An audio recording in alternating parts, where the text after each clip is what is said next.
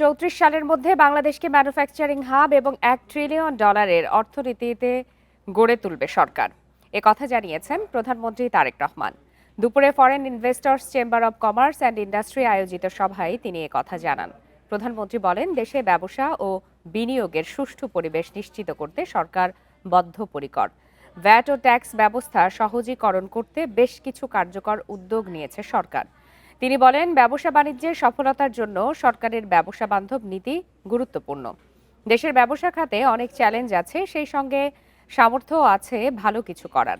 বাংলাদেশে নিরাপদ বিদেশি বিনিয়োগ প্রয়োজন, তাই টেকসই ও স্থায়ী বিদেশি বিনিয়োগ চাই সরকার। রেইনবো অ্যাক্রোপ্লাস্টে অ্যাক্রিলিক এমালশন থাকায় মুছে ফেলা যায় যে কোনো দাগ সহজেই। Rainbow Paints.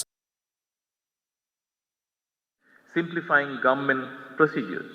2034 সালের মধ্যে বাংলাদেশকে ম্যানুফ্যাকচারিং হাব এবং $1 ট্রিলিয়ন অর্থনীতি গড়ে তুলবে আমাদের সরকার।